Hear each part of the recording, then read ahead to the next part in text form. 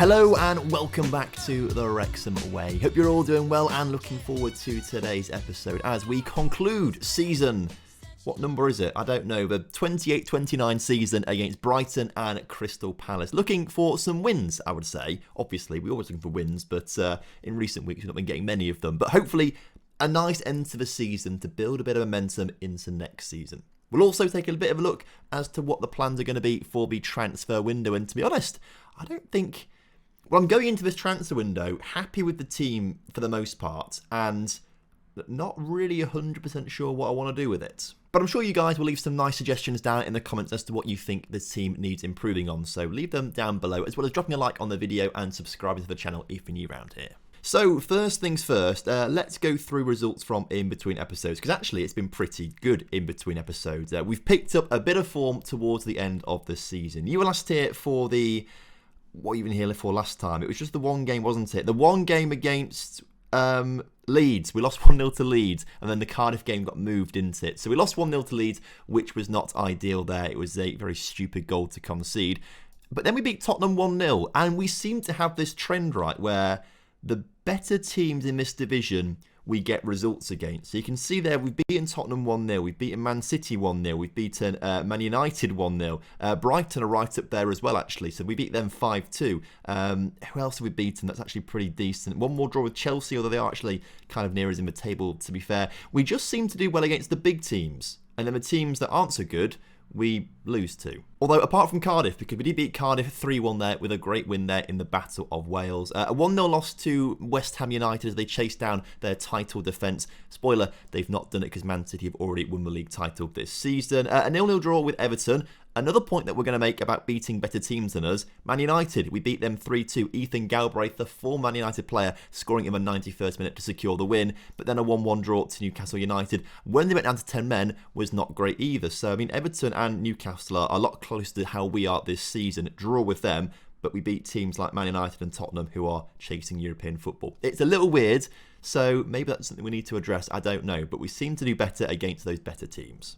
So with all of that, the table currently looks like this, and as you can see, it's pretty much sorted out already. Man City have won the league title with 3 games to spare in their favour, which is good for them, as Man United and West Ham both dropped off recently. They were second and third until Arsenal and Liverpool have overtaken them in recent weeks, so congrats to them. We're currently 12th, as you can see, with 2 games to go on 49 points, so if we can break the magic 50-point barrier, that would be absolutely phenomenal this season.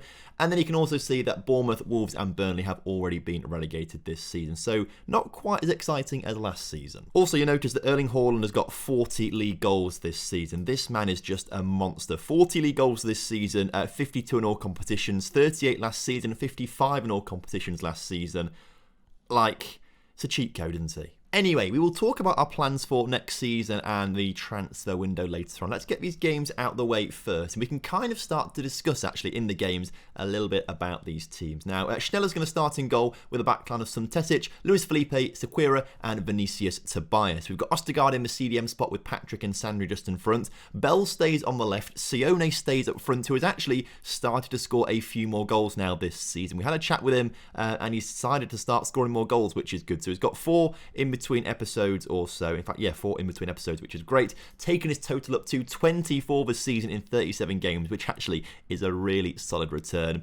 On the right-hand side of the attack, though, we've switched from an inside forward to an inverted winger in Luisao. Now, he's going to be playing probably most of the rest of this season and next season too, because Rebergen, as we found out yesterday, United now do want to let him come back on loan to us, but only if we pay them £1.5 million a month. And that will range from £37 million to £71 million for the season. Something tells me that's not financially viable. So this will be the last time we see Rebergen, really.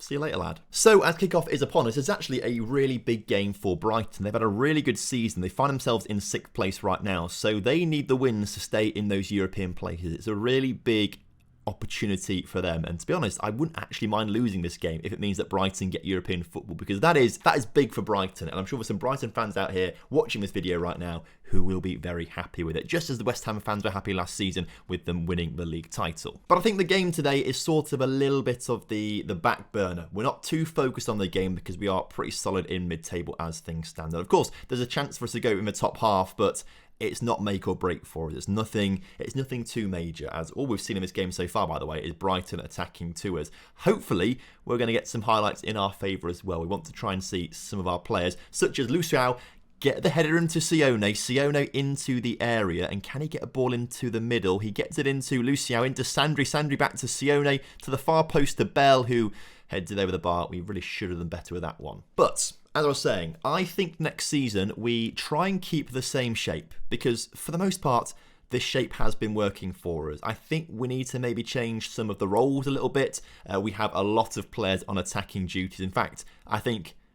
yeah, all but the keeper, the CDM, and the two centre-backs are on attacking duties. I think maybe next season we move our full-backs to be more supportive duties, and that should help us stop conceding so many goals. But I think one of the reasons that we score so many goals ourselves is because we are always overloading. I mean, look how many players we've got forward right now. We've got more players closer to the goal of Brighton than Brighton have. And that's what happens. We score goals from it. It works really well. Luisao with the goal there. You love to see it. You can probably see better on the replay here, maybe. But you've got 3 players there. You've got 1 player there for Brighton, right? We've got our 2 centre-backs off screen. We've got Ostergaard in there. But everyone else is in and around their penalty area, right? And that's what's so good about having these fullbacks on attack as well as the centre-mids on attack. Because we've just got so many bodies in the area. So many. And they can't... in fact, look at this right now. 1, 2, 3, 4, 5. I think 1, 2, 3, 4, 5, 6. One of just might have arrived in the area maybe just after the highlight finished. Like, yeah, Suntesic arrived in the area afterwards, right? But we're matching them in the penalty area. And that's what's so good about this formation. I can take the leaking of the goals if we can score goals in those overloaded situations like that. But I do appreciate scoring more goals to then concede more goals is not sustainable. I'd rather win games 1-0 than 4-3, I think. So maybe we need to just drop back a little bit with our mentality next season.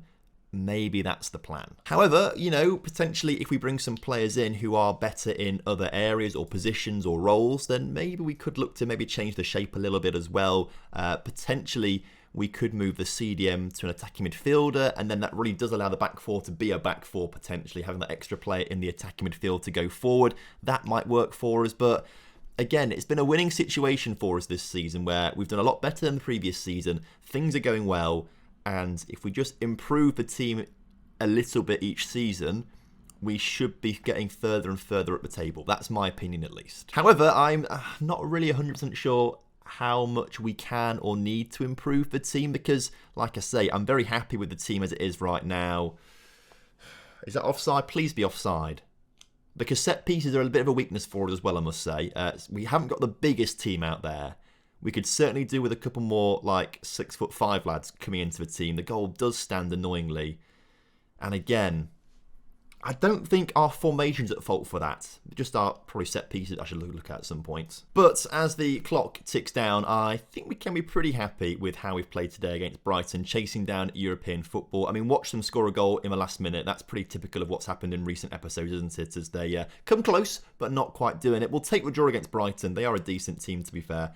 So that's an extra point on the board. Takes us up to the magic 50 as well, which is fantastic. So I think that is worth celebrating. 50 points this season, 1 game to go. We could go to 53. That would be amazing. So, a week off until the Crystal Palace game. One thing that we do need to take note of, is on the 9th of May. Now, we've got 4 players on loan at Colchester United in League One, and they've made the playoffs. They all play frequently, so essentially Colchester are our B team. That's what I'm saying. So, we want Colchester to get promoted. So, we are going to keep an eye out on what's happening with Colchester. But there are a lot of players out on loan that we should probably talk about as well. The big ones are Jacobson and Roxvark. They're the 2 big ones we need to talk about. But as we go through on the 9th of May, we'll just go through to the 10th to make sure it's all confirmed through. Right, let's have a quick look at the loans. And we'll look at the players currently at, if we just go to the details, sorted by team, Colchester. Right, Bobo Baldy, Thad Davies, Juan All and Tom Hegarty. Really good season from all of them, particularly Thad Davies with the 16 goals and 10 assists. Juan All with 16 assists, 16 goals as well. Like, they are scoring goals for fun. Colchester, League One, they lost the first leg 2-1. You hate to see it. Oh, come on, Colchester. I believe in you. Their next game's on the 12th. I know that. So it's when we're playing Crystal Palace, and that'll be tough. But going back onto this loan spell briefly, if we just sort it by reports and look at current ability, you can see up here that Roxvark has had a really, really good season at Genk. He's played 32 league games, 13 goals, 1 assist, 3 player of the matches, 19 goals in all competitions.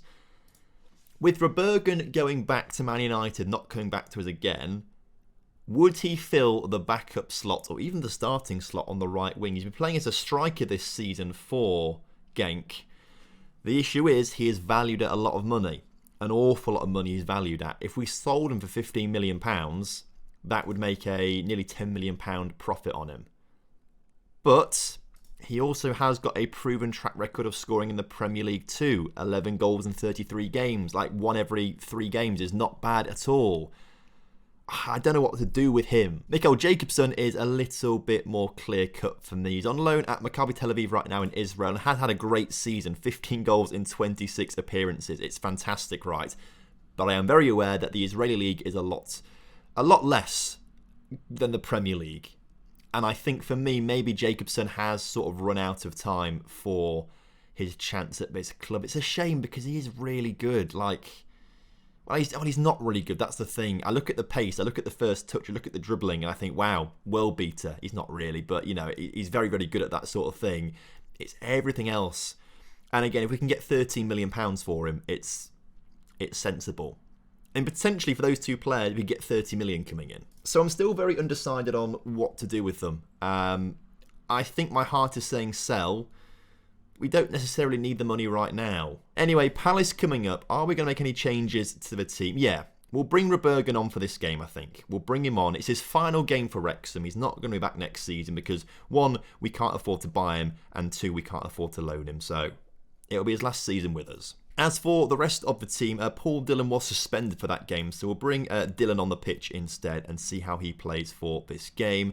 Let's also bring Bernal on in the CDM spot too. He deserves a start, but as for the rest of the team, we'll bring Ewan on the left-hand side too. It's the last game of the season, why not? Submit it, let's go and get a result. I don't think we can drop any further in the table, I don't think. So there's no real worry about losing this game. It's going to be, where are we right now? 13th. We could drop behind Leeds, potentially, if they beat Burnley.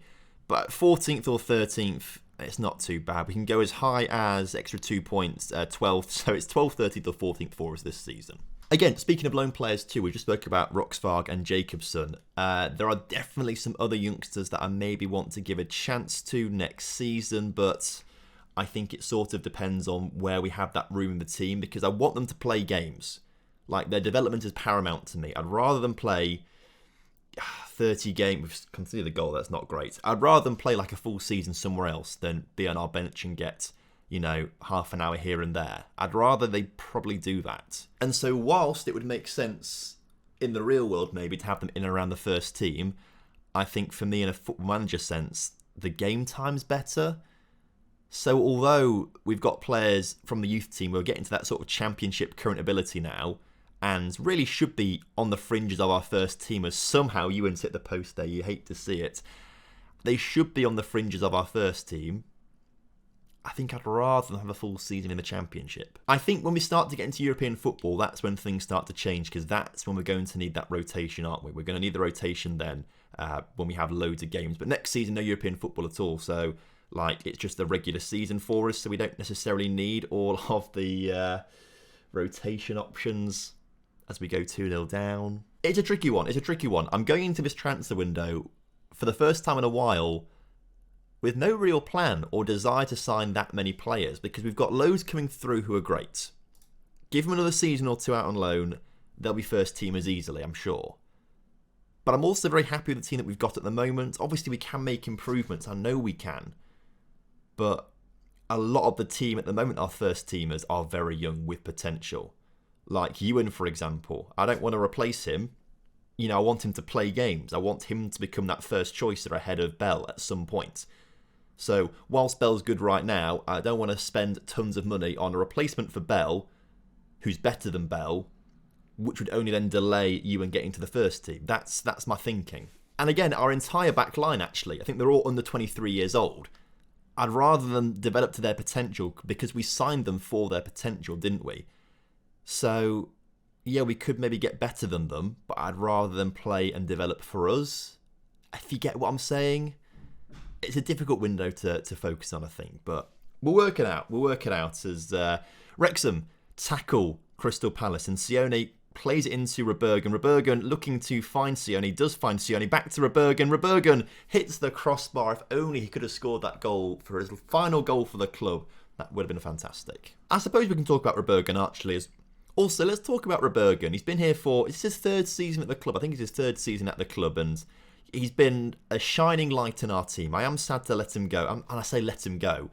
It's not letting him go. He's been on loan here, isn't he? As he gets an assist at least. Another assist as Sione scores a goal there. Could there be a comeback late on in this game? But he was essential to us getting into the Premier League in the first place. He was absolutely essential in keeping us up last season with his goals and assists. And this season, to be fair, he's been pretty essential as well, as he provided quite a lot on that right-hand side of the pitch. And I guess, after 3 years with us, Man United have thought, right, he's proved himself at the Championship and in the Premier League. Let's give him a go. And although they are, letting him come on loan, they're reluctantly letting him go on loan because we'd have to pay an awful lot of money over the course of a season for him, and that's not what we want to do, basically. So I think he will be a Man United player for the most part next season, as Sione gets the cross into Dylan, not really a cross to be fair, into Bernal. Bernal out to Suntesic. Is there going to be a goal here? No, there's not, sadly.